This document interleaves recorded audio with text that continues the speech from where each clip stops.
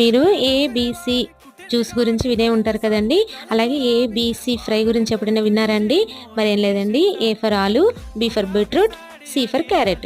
వీటితోటి ఫ్రై చేసి పెట్టండి. పిల్లలు చాలా ఇష్టంగా తింటారు. లంచ్ బాక్స్లోకి చాలా బాగుంటుంది.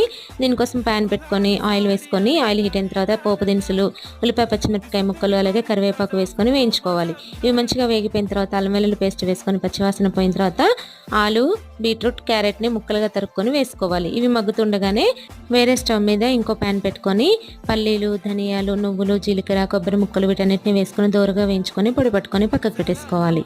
ఇప్పుడు ఈ ముక్కల్లో కొద్దిగా పసుపు, ఉప్పు, కారం వేసుకొని దగ్గరగా మగ్గిపోయిన తర్వాత మనం పొడి పట్టుకున్న మసాలా పౌడర్ని కూడా వేసేసుకొని మంచిగా కలుపుకొని కొద్దిగా కొత్తిమీర వేసుకొని స్టవ్ ఆఫ్ చేసుకుంటే ఎంతో టేస్టీ ఫ్రై అయితే రెడీ అయిపోతుందండి. మీరు కూడా తప్పకుండా ట్రై చేయండి. Thank you for watching. ఉండి నచ్చితే లైక్ చేయండి. ఎలా ఉందో కామెంట్ చేయండి.